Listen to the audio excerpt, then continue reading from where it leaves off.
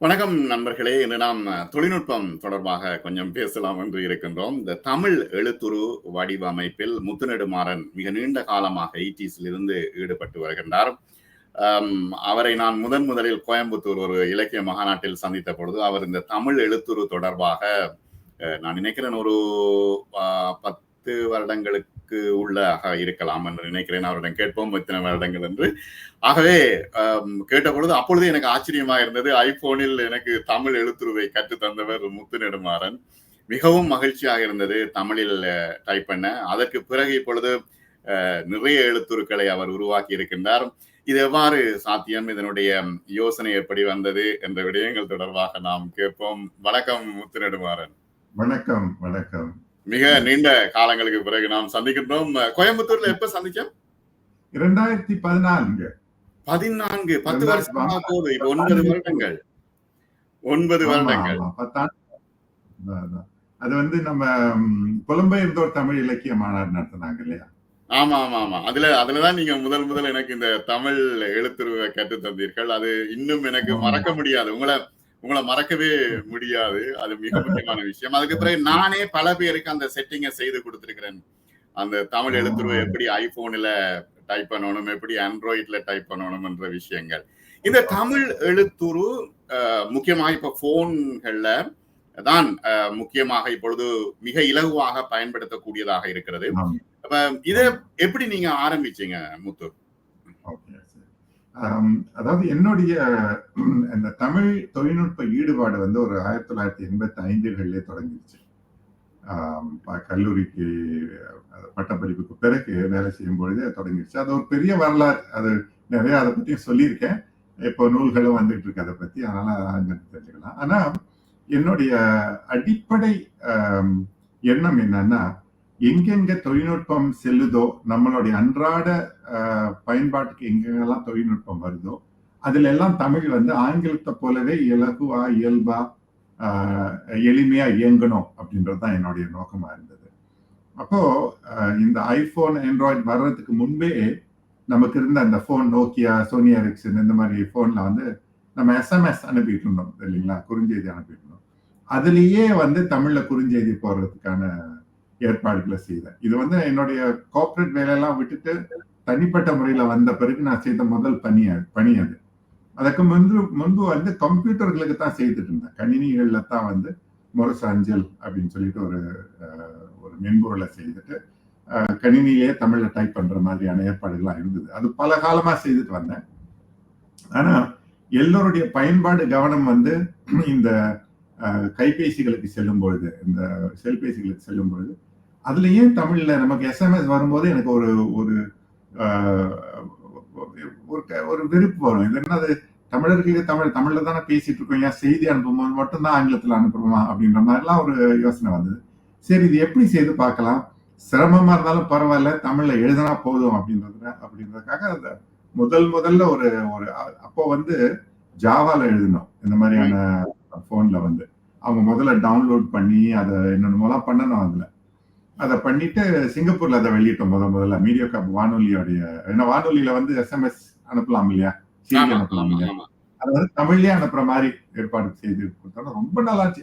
அது வரைக்கும் வானொலிக்கு செய்தி அனுப்பாத அங்குள்ள தொழில் செய்யறவர்கள்லாம் இருக்காங்க இல்லையா, அந்த ஷிப்யார்டு வேலை செய்யற பையன்கள் வானொலி கேட்பாங்க. ஆனா வானொலிக்கு SMS எல்லாம் எழுத மாட்டாங்க. ஏன்னா அது ஆங்கிலத்துல எழுதணும், ஆங்கிலம் அவங்களுக்கு தெரியாது. இது வந்துட்டு பிறகு நீங்க என்னென்னமோ கவிதை எல்லாம் வருது வானொலியில.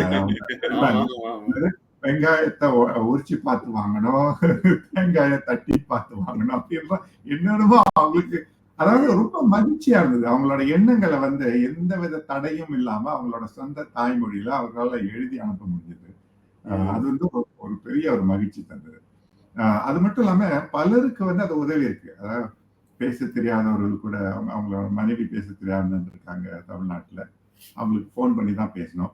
போன் பண்ணா ஒவ்வொரு தடவை போன் பண்ணும்போது விலை அதிகம். ஏன்னா இவங்க சிங்கப்பூர்ல இருந்தாங்க, அவங்க தமிழ்நாட்டுல இருந்தாங்க. அந்த காலத்துல வந்து இந்த ஐடிடி கால்லாம் ரொம்ப, அப்போ மெசேஜ் அனுப்புனா அவங்களுக்கு ஆங்கிலம் தெரியாது, நீங்க இவருக்கும் ஆங்கிலம் தெரியாது.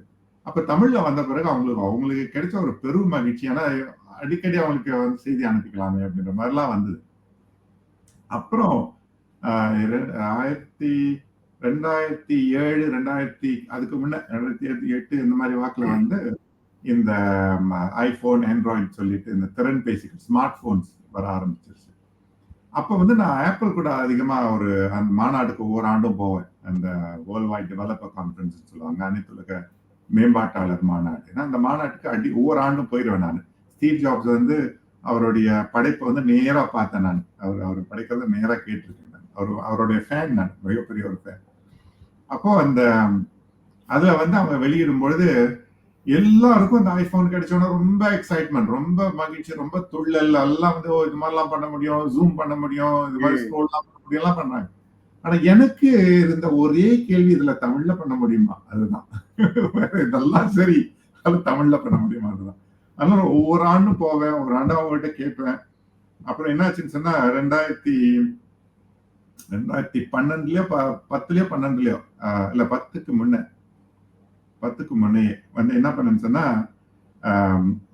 செல்லினம் எப்படி அந்த ஃபீச்சர் போனுக்கு செல்லினம் பண்ண இல்லைங்களா, அது மாதிரி அதே பேரை கொண்டு இதுக்கும் பண்ணணும் அப்படின்னு சொல்லிட்டு, அங்க மட்டும் செய்திகளை படிக்கிறதுக்காவது தமிழ்ல இருக்கணும்னு சொல்லிட்டு ஒரு செல்லினத்தை வந்து ஐபோன்ல பண்ணேன். ரொம்ப பேத்துக்கு ஓ இது நல்லா இருக்கு. அது வந்து அப்ஸை இறக்கித்தான் செய்யணும். ஆமா, செல்லினம் அது பண்ணிருக்கிறேன். ஆமா, இறக்கி பண்ணணும். அது இப்போ இருக்க செல்லினம் இல்ல, அது பழசு. எழுத முடியாது. ஆமா.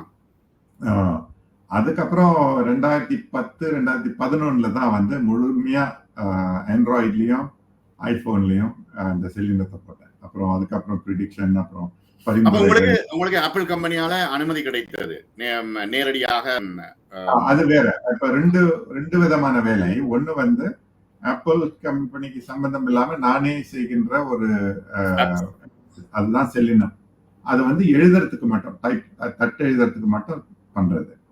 ஆனா ஆப்பிளுக்கு இன்னொன்னு வேலையும் செய்யறது. அதாவது ஆப்பிள் கணினிகள்ல இருக்கின்ற தமிழ் எழுத்து, தமிழ் மட்டும் இல்ல, மற்ற மொழிகளும் மலையாளம், தெலுங்கு, கன்னடம், இந்த மாதிரி தமிழ் உட்பட அந்த எழுத்துகளுக்கு எழுத்துருவா நான் தான் வடிவமைச்சு கொடுத்தேன். அப்ப நீங்க ஐபோன்லயோ ஐபேட்லயோ ஆப்பிள் வாட்ச்லயோ ஆப்பிள் டிவி காப்லே இதுல எல்லாம் தமிழ் பார்த்தீங்கன்னா அதெல்லாம் நம்ம எழுத்துல தான் இருக்கும். முத்துநெடுமாறனுடைய எழுத்துக்கள் தான் எழுத்துக்கள் தான் இருக்கும். அந்த எழுத்து வந்து ஏற்கனவே முரசஞ்சல் இருந்தது. அந்த ஆப்பிளுக்கு என்று அதை வந்து பாலிஷ் பண்ணி அந்த இடைமுக எழுத்துரா போட்டது. நீங்க iMessage வாட்ஸ்அப்போ எது அனுப்பினாலும் ஒரு ஐபோன்ல இருந்து அதை படிச்சீங்கன்னா அதை நீங்க படிக்கிறது என்னோட எழுத்துரை தான் படிப்பீங்க. இப்ப புதுசா நீங்க புதிய ஒரு எழுத்துருவை நீங்க கண்டுபிடிச்சா எழுதி இருந்தீங்க. அது என்ன விஷயம்? அது எப்படி? அது புதுசா ஒண்ணு இல்ல, நான் ஒவ்வொரு புதுசா செய்துக்கிட்டு தான் இருக்கேன். அதாவது 1985 இருந்து எழுத்துருக்களை வடிவமைச்சுட்டு வந்துட்டு இருக்கேன். ஃபான்ட்ஸ், வெவ்வேறு வடிவம். இந்த எழுத்துரு ஏன் வந்து இத்தனை வடிவமைப்பு தேவை அப்படின்னு சொன்னா, நீங்க ஆங்கிலத்துல பாத்தீங்கன்னா ஆயிரக்கணக்கான லட்சக்கணக்கான எழுத்துருக்கள் இருக்கு. அதுக்கு காரணம் என்னன்னா, சில எழுத்துருக்கள் வந்து சில பயன்பாட்டுக்கு தான் பொருத்தமா இருக்கும். இப்போ நீங்க அழைப்புதல் அடிக்கிறீங்கன்னு சொன்னா அதுக்குன்னு சில எழுத்துருக்கள் வந்து பொருத்தமா இருக்கும். அதே மாதிரி ஒரு சோக நிகழ்ச்சிக்கு ஒரு அட்டை அடிச்சு கொடுக்கறதா இருந்தா அங்க வந்து நீங்க ஒரு ரொம்ப பிரம்மாண்டமான அழகு அந்த நடனம் ஆடுற எழுத்துருவெல்லாம் அங்க போடக்கூடாது இல்லைங்களா, சரியா பொருந்தாது. அதே மாதிரி குழந்தைகளுக்கு ஒரு பிறந்தநாள் வாழ்த்து அட்டை அனுப்புறீங்க, அதுல வந்து குழந்தைகளுக்கு ஏற்றவாறான வடிவங்கள் அங்க இருக்கணும். அந்த எழுத்துருல வந்து அந்த குழந்தைகளோட தன்மையை அதை காட்டணும். இது போல இப்போ ஒரு கட்டுரை எழுதி அனுப்புறீங்க, ஆய்வு கட்டுரை எழுதி அனுப்புறீங்க, ஒரு கவிதை எழுதுறீங்க, இது எல்லாத்துக்கும் வந்து வெவ்வேறு பயன்பாட்டுக்கு வெவ்வேறு எழுத்துருக்கள் தேவை. இதை பற்றி ஆய்வு வந்து நிறைய ஆங்கிலத்துல நடக்குது, மற்ற மொழிகள்ல நடக்குது. ஆனா இந்திய மொழிகள்ல, அதுவும் தமிழ்ல வந்து இந்த மாதிரி ஆய்வுகள் ரொம்ப நடக்கல. என்னுடைய மாஸ்டர்ஸ், அதாவது முதுகலை பட்டம் படிப்பு வந்து யூகேல தான் பண்ணேன், ரெடிங்ல. ரெடிங்ல வந்து இந்த ஆய்வுக்காக அதை பண்ணிட்டு இருக்கேன். இப்போ வந்து எனக்கு ஞாபகம் இருக்கு, நீங்க இங்க வந்து பேசியிருந்தேன். இப்போ பிஹெச்டி பண்றதுக்காகவே ஏற்பாடு பண்ணிட்டு இருக்கேன், அதே பல்கலைக்கழகத்துல, அதே யூனிவர்சிட்டியில. வரவேற்கிறோம். கண்டிப்பா கண்டிப்பா. அதனால ஒவ்வொரு ஆண்டும் புதுசு புதுசா பண்ணிட்டு தான் இருக்கேன். ஆனா அண்மையில நீங்க பாத்தீங்க, பேஸ்புக்ல போட்டதை பார்த்திருப்பீங்க. அதுல 2-3 புதிய அப்ரோச், புதிய திட்டத்துல புதிய ஒரு கற்பனையில உருவாக்குறேன். ஒண்ணு என்னன்னா, இந்த சீன எழுதுகோல், சைனீஸ் பென் சொல்லுவாங்க, அந்த பிரஷ் மாதிரி இருக்கும். பிரஷ் மாதிரி இருக்கும். அந்த அந்த சைனீஸ் பிரஷ்ல வந்து தமிழ் எழுத்துக்களை எழுதுனா எப்படி இருக்கும் அப்படின்னு சொல்லிட்டு ஒரு கற்பனை. நல்ல அழகா இருக்கும். அவங்களோட அந்த அந்த பிடிக்கிற லாவகமே ஆமா ஆமா நேரா போய் அந்த ஆமா, எழுத்துரு வந்து இந்த பேனா வந்து இப்படி பிடிப்பாங்க, இப்ப பிடிச்சு எழுதுவாங்க அவங்க. ஆமா, ஆமா. அந்த மாதிரி தமிழ்ல எழுத ரொம்ப சிரமமா இருக்கும். ஆனா அந்த பேனாவை கொண்டு அந்த பிரஷை கொண்டு தமிழ்ல எழுதுனா எப்படி இருக்கும் அப்படின்னு ஒரு கற்பனை பண்ணி பார்த்ததுல அந்த அந்த எழுத்துரு வந்துச்சு. அதுக்கு பேரு கீற்று அப்படின்னு சொல்லியிருக்கேன். அதாவது தென்னங்கீற்று மாதிரி இருக்கும். ஒவ்வொரு எழுப்பும் வந்து ஆமா, ஆமா. கீற்றுன்னு போட்டிருக்கேன். ஆனா அதுல சில புதுமைகளை செஞ்சிருக்கேன். எப்படின்னா நம்ம எப்பவுமே தமிழ்ல எழுதும்போது தலைப்பு எழுத்தாக இருந்தாலும் சரி, ஒரு ஒரு கட்டுரையாக இருந்தாலும் சரி, இடையிடையில ஆங்கில எழுத்துக்களும் போடுவோம், எண்கள் போடுவோம், இதெல்லாம் செய்வோம் இல்லைங்களா? இப்போ இந்த மாதிரி செய்யும் பொழுது அந்த ஆங்கில எழுத்து வேற மாதிரி, தமிழ் எழுத்து வேற மாதிரி இருக்கும்போது நீங்க அந்த பத்தியை பாத்தீங்கன்னா ஆங்கில எழுத்து உங்களை வந்து கூப்பிட்டு என்ன பாரு முதன்னு கூப்பிடுற மாதிரி இருக்கும். உண்மை. இதெல்லாம் இருக்கிறதுக்கு அந்த ஆங்கில எழுத்து, தமிழ் எழுத்து, எண்கள் இதெல்லாத்துக்கும் வந்து ஒரு அமைதி இருக்கணும், ஒரு எழுத்து அமைதி இருக்கணும் அப்படின்னு. இது வந்து எனக்கு ரொம்ப பிடிக்கும். என்னோட ஆய்வுல வந்து நான் ரொம்ப பெரிய ஒரு கூறா நான் அதை பாக்குறேன். அது அமைதியான ஒரு வடிவத்தை கொடுத்திருந்தேன். அப்ப ஆங்கிலம், தமிழ், எண்கள் எல்லாத்தையும் கலந்து எழுதினா கூட எது தமிழ் எது ஆங்கிலம் சொல்லிட்டு நீங்க தேடிதான் கண்டுபிடிக்கணும். அவ்வளவு அமைதியா இருக்கும் இந்த வடிவமைப்பு. இந்த மாதிரி புதுமைகளை செஞ்சுட்டு வரேன். ஆமா. இப்ப ஏஐ தொழில்நுட்பத்தின் ஊடாக இப்ப இது வந்து இப்ப தமிழ் எழுத்துருக்களை எப்படி நாங்கள் பயன்படுத்துறது என்ற ஒரு கேள்வி எனக்கு இப்பொழுது வந்தது. சரி. எப்படி பயன்படுத்துறதுன்னு சொன்னா, அதாவது இப்போ இருக்கு நிறைய தமிழ் இணையத்துல வந்து நிறைய எழுத்துருக்கு. எல்லாமே அழகா இருக்குன்னு நான் சொல்ல முடியாது. ஏன்னா அதை உருவாக்குறவங்க வந்து ஆர்வத்தின் பேர்ல உருவாக்குறாங்களே தவிர தொழில் முனைவர்களா அதை வந்து உருவாக்கல. ஆங்கிலத்துல ஏன் எவ்வளவு அழகா இருக்குன்னு சொன்னா அது வந்து விலை கொடுத்து வாங்கறதுக்கு நிறைய பேர் இருக்காங்க. ஆங்கிலத்துல பண்ணி கொடுக்கறத வந்து அவங்க வந்து சும்மா ஒரே ஒரு லோகோக்கு பயன்படுத்துறதுக்காக அவர் எடுத்துக்கொண்டாலும் என்கிட்ட கேட்பாங்க, நான் பயன்படுத்த போறேன், எவ்வளவு என்னோட லைசன்ஸ் ஃபீ அப்படின்னு. இப்படி சொன்னா உடனே டிரான்ஸ்ஃபர் பண்ணிடுவாங்க. ஒரு பயன்பாட்டுக்கு தான். இல்ல ஒரே ஒரு விஷயம், நாங்க வந்து ஆப்பிள் ஸ்டோருக்கு போயிட்டு ஃப்ரீ ஃபோன்ஸ் தானே நாங்க தேடுவோம். எல்லாம் அது நீங்க மட்டும் இல்ல, எல்லா உலகத்துல தமிழர்கள் மட்டும் இல்ல, இந்தியர்கள் பெரும்பாலுமே வந்து எல்லாம் ஃப்ரீ தான் விரும்புறாங்க. அப்ப ஃப்ரீயா செய்யறவங்க வந்து ஓய்வு நேரத்துல செய்யறவங்க, பகுதி நேரமா செய்யறவங்க, ஆர்வத்தின் பேர்ல செய்யறவங்க தான் செய்வாங்க. தொழில் அடிப்படையில அதாவது ரொம்ப ஹை குவாலிட்டி அதெல்லாம் சொல்லும் பொழுது அது வந்து தொழில் அடிப்படையில் செய்யறவங்க தான் செய்வாங்க. நான் என்னோட உருவாக்கங்கள் எல்லாமே வந்து ப்ரொஃபஷனல் உருவாக்கங்கள் தான்.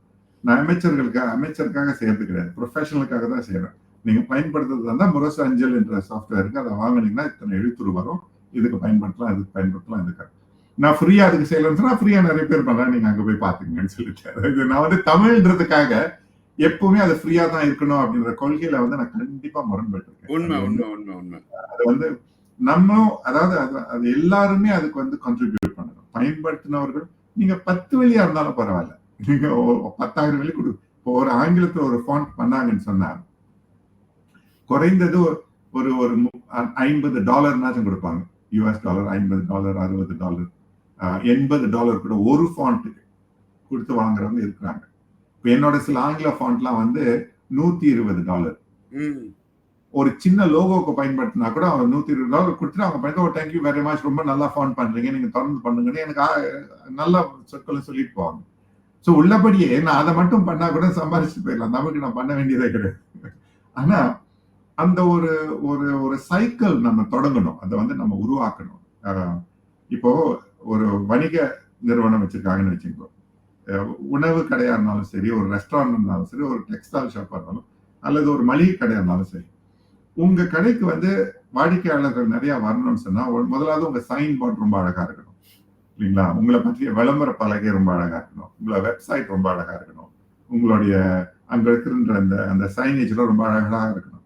நீங்க ஃப்ரீ ஃபாண்ட் எடுத்து போட்டு சும்மா ஏதோ இன்ஃபர்மேஷன் தான் போதுன்னு சொன்னா அந்த மாதிரியான ஆளுங்க தான் வருவாங்க. நல்லவர்களை கூட்டுறதா அதுக்காக தான் அந்த ஃபாண்ட்டுங்களுடைய கலைத்தன்மை வந்து ரொம்ப தேவைப்படுதுன்னு. இப்ப தமிழ்ல வந்து நீங்கள் பல புத்தகங்கள் எழுதியிருக்கிறீர்கள். ஏனெனில் முக்கியமாக இந்த போன்ஸ் சம்பந்தமாக, தொழில்நுட்பம் சம்பந்தமாக. இப்ப இதுல எவ்வளவு தூரம் மக்களுடைய ஆர்வம் இருக்கு? என்னடா இப்ப பாக்குறோம் நாங்கள், இப்ப ஃபேஸ்புக், வாட்ஸ்அப், இன்ஸ்டாகிராம், டிக்டாக்லயே இளைஞர்களுடைய காலம் கழியுது. இப்ப உங்களுடைய இளமை காலம், எங்களுடைய இளமை காலத்துல நாங்கள் வாசிப்புக்கு முக்கியத்துவம் கொடுத்தோம். பெரிய பெரிய தடிமமான புத்தகங்கள் எல்லாம் நாங்கள் வாசித்தோம். ஆனால் இப்ப வந்து ஒரு மெசேஜ வந்து எமோஜியிலேயே போட்டு விட்டு போகின்ற ஒரு அவசர உலகத்துல நாங்க வாழ்ந்து கொண்டிருக்கிறோம். எப்படி இருக்கு இந்த தொழில்நுட்பத்தை பழகிற இளைஞர்கள்? ஆமா, அது நல்ல கேள்வி. அதை நம்ம மாற்ற முடியாது. இது வந்து காலத்தின் கோலம். அது காலம் அப்படிதான் இருக்கும். இப்ப நம்ம காலத்திலேயே வந்து நம்ம செய்தத நமக்கு முந்தியவர்கள் வந்து நம்ம பார்த்து கேட்டாங்களே, என்ன இந்த மாதிரிலாம் பண்றீங்க? நாங்க எங்க காலத்துல நாங்க வேற மாதிரி செய்தோம் அப்படின்னு சொன்னாங்க இல்லைங்களா? அது போலத்தான் இந்த ஒவ்வொரு தலைமுறையும் வந்து வெவ்வேறு மாதிரி செய்துக்கிட்டே போவாங்க. இப்ப இருக்கிற தலைமுறை வந்து அவங்க அதாவது மைக்ரோ கண்டென்ட் சொல்லுவாங்க. குறிப்பிட்ட ஒரு எண்ணிக்கைக்கு மேல அவங்க வந்து படிக்கிறதுக்கு விரும்ப மாட்டாங்க. வாட்ஸ்அப்லயே கூட நீண்ட ஒரு மெசேஜ் அனுப்பி பண்ணீங்கன்னா படிக்கிறதுக்கு அவங்களுக்கு நேரம் இருக்காது, பொறுமை இருக்காது, ஆர்வமும் இருக்காது. ஒரு சின்ன 2 வரியில முடிச்சிடுறது. வீடியோன்னா வேணா பார்ப்பாங்க. வீடியோ கூட ஒரு 4 நிமிடத்துக்கு மேல போச்சுன்னு சொன்னா யாரும் பார்க்க மாட்டாங்க. கொஞ்ச நேரத்துல பார்த்து முடிச்சிடுறாங்க. அதான் இந்த மைக்ரோ கண்டென்ட் அதுதான் வந்து இப்போ ஆளுது எல்லாத்தையும். அது நம்ம தவிர்க்க முடியாது. இருந்தாலும் அத வந்து அந்த சின்ன கண்டென்ட்டா இருந்தாலும் சின்ன ஒரு தகவல் இருந்தா அதை தமிழ்ல சொல்றதுக்கு விரும்புறாங்க. நிறைய பேர் விரும்புறாங்க. என்ன நீங்க வந்து என்னதான் இருந்தாலும் இப்ப நான் அடிக்கடி சொல்ற ஒரு எடுத்துக்காட்டு இதுதான். இப்போ நம்ம மனைவிக்கோ நம்ம காதலிக்கோ நாம அவங்கள காதலிக்கிறோம் அப்படின்னு சொல்றதுக்கு நம்ம நேரா சொல்றதுக்கும் இன்னொரு திட்ட சொல்லி அவங்க கிட்ட போய் சொல்லுங்க நான் அவங்கள காதலிக்கிறேன்னு சொல்லுங்கன்னு சொல்றதுக்கு வேறுபாடு இருக்கா இல்லையா? அது போலதான் தாய்மொழியில சொல்றது மற்ற மொழியில சொல்றது. உண்மைதான். நல்ல நல்ல உதாரணம் சொன்னீங்க. அன்றாட பேச்சு மொழி தமிழாக இருக்கும்போது அவங்க எழுத்துலயும் தமிழ்ல எழுதும். அது குறிப்பிட்ட சில செய்திகளை வந்து தமிழ்ல சொன்னாதான் அழகா இருக்கும். அவங்களுக்கு ரொம்ப அழகா இருக்கும். அதே போல மொழிபெயர்ப்பும் அதே மாதிரி தான். இப்போ நீங்க ஏஐ பத்தி கேட்டீங்க. இப்ப ஏஐ வந்து நிறைய மொழிபெயர்த்தே கொடுக்குது. இப்ப என்னோட Facebookல வந்து நான் தமிழ்ல தான் எழுதுவேன். பெரும்பாலும் தமிழ்ல தான். எனக்கு இருக்கிற நண்பர்கள் வந்து நிறைய தமிழ் அல்லாத நண்பர்கள் நிறைய இருக்கிறாங்க. வெள்ளைக்காரர்கள் இருக்காங்க, சீனர்கள் இருக்காங்க, மலைக்கார நண்பர்கள் இருக்காங்க. நிறைய பேர் இருக்காங்க எனக்கு. ஏன்னா இப்ப அனைத்துலக நிறுவனங்கள்ல பணிபுரிந்ததுனால எனக்கு நண்பர்கள் மிக பரவலான வட்டம். ஆனா தமிழ்ல எழுதுறதுனால Facebookே மொழிபெயர்த்து அவங்களுக்கு காட்டுது. நான் எழுதுற சப்ஜெக்ட், நான் எழுதுற அந்த பொருண்மை வந்து தமிழர்களுக்கான அவர்களுக்கு தேவையான அந்த பொருள் அது. அது ஏன் ஆங்கிலத்துல எழுதி மொழிபெயர்க்கணும்? தமிழ்ல எழுதி மற்றவங்க விருப்பத்தை இருந்தா அவங்க நான் என்ன எழுதணும் விரும்புறத ஆங்கிலத்தை மொழிபெயர்த்து அந்த பொருளை மட்டும் அவங்க தெரிஞ்சுக்கிட்டா போதும். ஆனா தமிழ் படிக்கிறவங்க நான் சொல்றது வந்து சொல்றதை அழகா சொல்லணும், ஆழமா சொல்லணும், அகலமா சொல்லணும், அவங்களுக்கு புரியுற மாதிரி சொல்லணும். அதனால நானே நேரம் தமிழ். நான் பெரும்பாலும் தமிழ்ல தான் எழுதுறேன். ஆங்கிலத்துல நல்லா எழுதுறேன். ஆனா தமிழ்ல எழுதுறதுக்கு விரும்புறதுக்கு காரணம் என்னன்னா தமிழர்கள் படிக்கிறாங்க, அவர்களுக்கு இந்த செய்தி தமிழ்ல போய் சேரணும், இது தமிழ் தொடர்பான செய்தி, அதனால தமிழ்ல எழுதலாம் அப்படின்னு சொல்லி. இப்ப என்னன்னா இப்ப அறிஞர்கள் மத்தியில இப்ப அறிஞர்களுக்கு தொழில்நுட்பம் ஒரு பெரிய தூரமான விஷயமா இருக்குது. இப்ப அறிஞர்கள் என்று நாம் இப்ப கொஞ்ச பேர் தான் இந்த தொழில்நுட்பத்தை பயன்படுத்துகிறார்கள். எப்படி வரவேற்பு இருக்கு தமிழ்நாட்டுல? மற்றது மலேசியால பொதுவா இப்ப மலேசியா, சிங்கப்பூர் இங்க வெளிநாடுகள்ல இதை பயன்படுத்துறது இலகு. ஆனா இன்னும் பழைய போனையே வைத்துக் கொண்டு கஷ்டப்படுகிற அறிஞர்கள் எல்லாம் இருக்கிறார்கள். அறிஞர்களுக்கும் தொழில்நுட்பத்திற்குமான தொடர்பு எப்படி இருக்கு? அதாவது அறிஞர்களை பற்றி பேசுறதுக்கு முன்ன இப்போ நமக்கு பிறகு வந்த தலைமுறை இருக்காங்க இல்லையா, அவங்களுக்கு வந்து இது சாதாரணமான செயலா போயிடுச்சு. அது தமிழ்ல எழுதுறது, கட்டுரைகள்லாம் தமிழ்ல போடுறது, அதெல்லாம் வந்து அவங்களுக்கு வந்து இயல்பா போயிடுச்சு. அவங்க ரொம்ப பழகிட்டாங்க. அது வந்து ஒரு பெரிய விந்தையாகவே அவங்க பாக்குறது இல்லை. நம்ம காலத்துல நான் கூட நீங்க சொன்னது மிக முக்கியமான ஒரு விஷயம். என்னன்னா அந்த வானொலிக்கு எப்படி ரசிகர்கள் உங்களுடைய தமிழ் எழுத்துருவால் டைப் பண்ணக்கூடிய எழுத்துருவால் உருவாகினார்களோ அதே போல நான் நிறைய பேரை கண்டிருக்கிறேன். அவர்கள் சரளமாக தமிழில் டைப் பண்ணி தள்ளுகின்றார்கள். இளைஞர்கள் தள்ளுகின்றார்கள். ஆமா. இல்ல அது மட்டும் இல்ல, இப்ப குரல் உள்ளீடு வந்துருச்சு இல்லைங்களா? ஆமா. அவங்க பேசினா போதும் தமிழ்ல எழுதிடுது அவங்களுக்கு. அவங்களுக்கு இதெல்லாம் வந்து சரளமா வந்துருச்சு. நம்ம காலத்துல வந்து அது ஒரு அதிசயமா இருந்துச்சு. ஓ, தமிழ் எழுதுறீங்களா? இப்ப நானே அதிசயப்பட்டனே. நான் வந்து ஒரு 10 இயர்ஸ்க்கு முந்தி நான் அதிசயப்பட்டனே. நீங்க அதை செட் பண்ணி தரப்படும். இப்போ வந்து சாதாரணமா இருந்துச்சு. ஆனா நீங்க சொன்ன அந்த அந்த பழம்பெரும் அறிஞர்கள் இருக்காங்க. அவங்களுக்குலாம் வந்து அவங்களுக்கு சிரமம் தான். ஆனா அவங்க கையில எழுதி அவங்களுக்கு டைப் பண்றதுக்கு ஆளுங்கெல்லாம் இருக்காங்க, எடுத்து கொடுத்துறாங்க. அது வந்து ஒரு பெரிய ஒரு தடை அப்படின்னு நம்ம சொல்ல முடியாது. படிக்கிறாங்க, நிறைய கணினிலே படிக்கிறாங்க, அவங்களுக்கு வந்து செய்திகளை படிக்கிறாங்க, இணையத்தை போய் தேடுறாங்க. அந்த அடிப்படை தேவை வந்து அவங்க நல்லா செய்துடுறாங்க. ஓகே, எங்க அப்பா வீட்டுல அப்பாவே ஒரு தமிழ் அறிஞர், தமிழ் புலவர், நிறைய எழுதுவாரு. ஒவ்வொரு நாளும் எழுதிட்டே தான் இருப்பாரு. ஆனா அவர் எழுதுறது கையில தான் எழுதுவாரு. ஏன்னா அவருக்கு தட்டச்சு எல்லாம் கொடுத்தீங்கன்னு சொன்னீங்கன்னா அந்த வேகம் வந்து தடைப்பட்டு போயிடும். ஏன்னா ஆமா, அதுல ஆமா, அப்படியே ஆமா. பழகி வந்தவங்க அவங்களுக்கு. அத அத வந்து டைப் பண்ணி கொடுக்கறதுக்கு ஒரு ஆள் இருக்காங்க. ஆனா டைப் பண்ணிட்டு பிரிண்ட் பண்ணி கொடுத்து அவரு அந்த பிரிண்ட் பண்ண எழுத்துல தான் திருத்தம் போடுவாரு.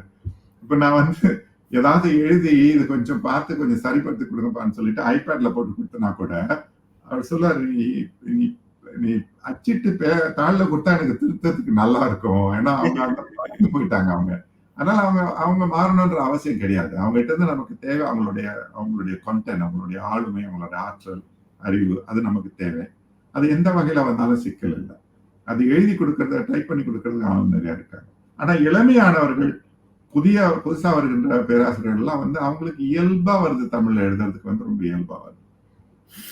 இப்ப தமிழ்ல வந்து தொழில்நுட்பத்தை அறிமுகப்படுத்தின நேரம் என்னென்ன சிக்கல்கள் வந்தது? ஓகே, இது நல்ல கேள்வி. அதுல வந்து என்ன ஒரு பெரிய பரிணாம வளர்ச்சி ஏற்பட்டிருக்கிறது அப்படின்னு நம்ம பார்ப்போம். தொடக்க காலத்துல தொழில்நுட்பம்னு வரும்பொழுது கணினின்னு சொன்னா ஆங்கிலம் தெரியாம கணினி பயன்படுத்த முடியாது. கணினி மொழின்னு சொன்னா ஆங்கிலம், அதுதான் இருக்கணும். அங்க English is the language of technology அப்படின்னு தான் இருந்தது.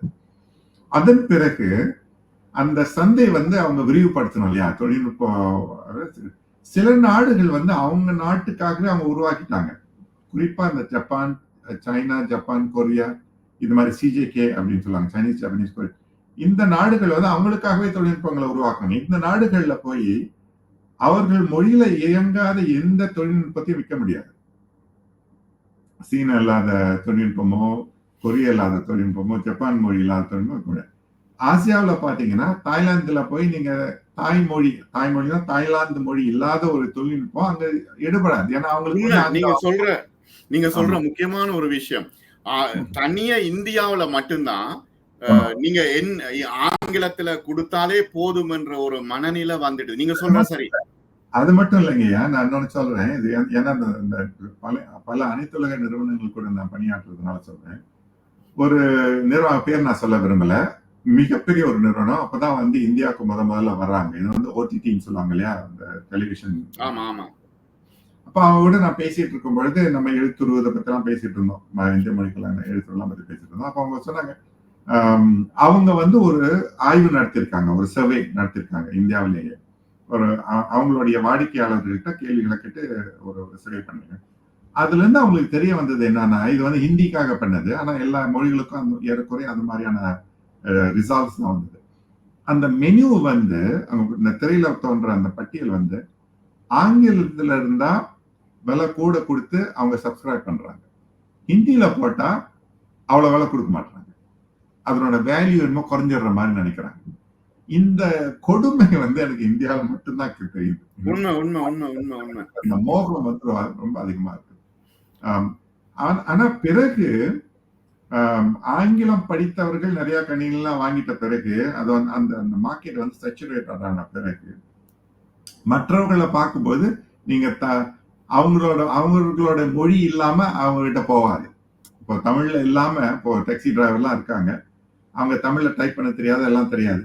ஆனா அவங்க கிட்ட மெனு தமிழ்ல இருந்தா தான் அவங்களுக்கு வந்து பழக்கத்துக்கு பயன்பாட்டுக்கு அவங்களுக்கு சுலபமா இருக்கு. ஏன்னா ஆங்கிலம் அவங்களுக்கு தெரியாது. இந்த மாதிரியான சூழல் வரும்போது தான் நமக்கு தமிழ் தேவைப்படுது அப்படின்னு அந்த நிறுவனங்கள் உணர்ந்தாங்க. இப்போ தமிழ் மட்டும் எல்லா இந்திய மொழிகளும் எல்லா உலக மொழிகளும் வந்து இயல்பா எல்லா கருவிகளும் இயங்குவதற்கான வாய்ப்பு இப்போது இருக்கு. அதை பயன்படுத்துறது தான், அதை பயன்படுத்து. இப்ப நான் எவ்வளவு தமிழ்ல இப்ப என்னோட பேஸ்புக் எல்லாம் இடைமுகம் தமிழ், ட்விட்டர் இடைமுகம் தமிழ், என்னோட ஐபோனோட இடைமுகம் தமிழ். நான் வந்து தமிழ்லயே தான் போடுவேன். எங்கெங்க எனக்கு தமிழ் ஆப்ஷன் இருக்கோ தமிழ் ஆப்ஷன் இருக்கு. என்னோட எனக்கு நல்ல ஆங்கிலம் தெரியும், ஆனா தமிழ் போட்டேன்னு சொன்னா ஒரு எண்ணிக்கை போகுதா இல்லையா, தமிழ் பயன்படுத்துறவங்களோட எண்ணிக்கை கூடுது, அதனால நம்ம தமிழ்ல நிறைய செய்வோம் அப்படின்னு செய்வாங்க. அப்போ பழகத்தான் நம்ம பயன்படுத்தத்தான் அதுக்கான தொழில்நுட்பங்கள் வரும். அது இப்போ வந்துகிட்டு இருக்கு. தமிழ்ல நீங்க பாருங்க, நிறைய தமிழ்ல எழுதுறாங்க. ட்விட்டர்லயும் சரி, பேஸ்புக்லயும் சரி, இன்ஸ்டாகிராம்ல கூட சரி, நிறைய தமிழ் எழுதுறாங்க. டிக்டாக்ல கூட நிறைய தமிழ்ல வருது. யூடியூப்லயும் நிறைய தமிழ் நிகழ்ச்சிகள் தமிழ் டெக்ஸ்ட்லயே போட்டு எழுதுறாங்க. ஆனா இந்த பயன்பாடு கூட கூட அந்த தொழில்நுட்ப சப்போர்ட் வந்து கூட தொடர்ந்து இருந்துகிட்டே இருக்கும். அந்த அது அது ஆமா, அதுல என்ன தொடர்ந்து அப்டேட் ஆகிக்கொண்டே இருக்கணும். அல்லது வந்து எல்லோரும் தான். இப்ப என்னன்னா, இப்ப மாணவர்கள் கூட இப்ப நீங்க கஷ்டப்பட்டு படித்து இந்த விஷயத்த முன்னுக்கு கொண்டு வந்தீங்க. இப்ப மாணவர்கள் கூட கூகுள்ல போய் சர்ச் பண்ணிட்டு காப்பி அண்ட் பேஸ்ட் பண்ணி கொடுத்துட்டு போய்க்கொண்டே இருக்கிறார்கள். எல்லோரும் அநேக மாணவர்கள் இப்ப எனக்கு தெரியக்கூடிய பல மாணவர்கள் காப்பி பேஸ்ட் தான் பண்ணுகிறார்கள். ஆனா அதுக்கு எப்படி மார்க்ஸ் கிடைக்குது முத்து? ஆமா. அது அது வந்து ஒரு ஒரு அது ஒரு பெரிய பிரச்சனை தான். அதாவது கல்வித்துறையில வந்து அத வந்து ஒரு சிக்கலா தான் பார்க்குறாங்க. ஆனா, அந்த அதற்கான ஸ்கோர் ரேட்டிங்ஸ் அந்த பிளேகரிசம் ஸ்கோர் ரேட்டிங்ஸ் செய்றதுக்கு கூட செயலி இருக்கு. இப்போ நல்ல தமிழ் பாட்டு ஒண்ணு இருக்குது. உங்களுக்கு தெரியும். ஆ திட்டம் போட்டு திருடுற கூட்டம் திருடிக் கொண்டே இருக்கும். ஆமா. அதை சட்டம் போட்டு தடுக்கிற கூட்டம் தடுத்துக் கொண்டே இருக்குது. திருடராய் பார்த்து திருந்தாவிட்டால் திருட்டை ஒழிக்க முடியாது. அது போல இந்த மாதிரி காப்பி பேஸ்ட் பண்ணி இந்த ஜிபிடில போட்டு அங்க பண்ணி இங்க பண்ணி போட்டு செய்து முடிச்சிடறாங்க. ஆனா அவங்க செய்து முடிச்ச அந்த கட்டுரையோ தீசிஸையோ இன்னொரு செயலி இன்னொரு சாஃப்ட்வேர்களுக்கு போட்டு அவங்க வந்து ரேட்டிங்ஸ் கொடுத்துறாங்க. இதுல வந்து இவ்வளவு காப்பீஸ் பண்ணப்பட்ட மெட்டீரியல் இருக்கு, இத்தனை பெர்சென்ட் அவங்க செஞ்சு முடிச்சிடறாங்க. அதனால நல்ல உயர்தர கல்வி அமைப்புகள்ல என்ன பண்ணுவாங்க, இதை பயன்படுத்துவாங்க. நீங்க இப்ப ஒரு ஒரு தீசிஸையோ ஒரு பேப்பரையோ ஒரு ரிசர்ச் பேப்பர் நீங்க வந்து நீங்க சப்மிட் பண்ணீங்கன்னா அவங்க வந்து இந்த ரேட்டிங்ஸை வந்து அவங்க பார்த்து இது சரியா வந்துச்சுன்னா உங்களுக்கு அதாவது குறிப்பிட்ட ஒரு பெர்சன்டேஜுக்கு மேல உங்களுடைய ஒரிஜினல் ஒர்க் உங்களுடைய சொந்த பணி சொந்த ஆய்வு இருந்தா தான் அவங்க ஏற்றுக்கொள்வாங்க. அதனால அதுக்கு நம்ம ரொம்ப பயப்பட வேண்டியதில்லை. ஆனா ஒரு கன்சர்ன் இருக்கு. கண்டிப்பா ஆமா. நீங்க அடுத்த படிப்பு உயர் படிப்பு என்ன படிக்க போறீங்க? நம்ம நல்ல கேள்வி அதுவும். ஏன்னா நான் வந்து இப்போ நம்ம தொடக்க கல்வி முதல் பட்டம் வந்து இன்ஜினியரிங்ல தான் படிச்சேன். இன்ஜினியரா தான் இருந்தேன். மலேசியால ஆனா அனைத்துலக நிறுவனங்களுக்கு வேலை செய்யும் போது சிங்கப்பூர்ல வேலை செஞ்சேன் கொஞ்ச நாளைக்கு. அது ஏன்னா அது வந்து ஆசிய பசிபிக் வட்டார பொறுப்புன்றதுனால அங்கிருந்து டிராவல் பண்றதுக்கு ரொம்ப பொருத்தமா இருந்துச்சு அந்த காலத்துல. அதனால அங்க இருந்தேன் ரொம்ப நேரம். அடுத்தது என்ன செய்ய போறேன்னு சொன்னா இப்ப வந்து பெரும்பாலும் வடிவமைப்பு தான் டிசைன் டைப்போகிராஃபி டைப்ஃபேஸ் டிசைனர் தான் என்னுடைய நேரம்லாம் இருக்கு. ரொம்ப மகிழ்ச்சியா செய்யறேன், ரொம்ப மகிழ்ச்சியா வச்சிருக்கேன். ஆமா, சில புதுமைகள் செய்யணும், இது வரைக்கும் செய்யாத புதிய தொழில்நுட்பங்களை வந்து உருவாக்கணும், அறிமுகப்படுத்தணும், புதுமைகளை செய்யணும் அப்படின்ற நோக்கத்துல தான். அடுத்த ஆய்வு என்னன்னா தமிழ் எழுத்துருகள்ல வந்து நீங்க ஆங்கிலத்துல படிச்சீங்கன்னு சொன்னீங்கன்னா படிச்சுக்கிட்டே இருக்கும்போது ஏதாவது ஒரு குறிப்பிட்ட ஒரு வரியையோ ஒரு சொல்லையோ வந்து அவங்க வந்து ஹைலைட் பண்ணி சொல்லணும்னு சொன்னா அதை வந்து ஐட்டாலிக்ஸ் பண்ணுவாங்க, ஸ்லாண்ட் பண்ணி ஐட்டாலிக்ஸ் பண்ணுவாங்க. இந்த மாதிரியான ஒரு கான்செப்ட் வந்து இந்திய மொழிகளுக்கு கிடையாது. ஐட்டாலிக்ஸ் என்ற கான்செப்ட் வந்து இந்திய மொழிகளுக்கு கிடையாது. ஆனா எல்லா சாஃப்ட்வேர்லயும் வந்து இந்த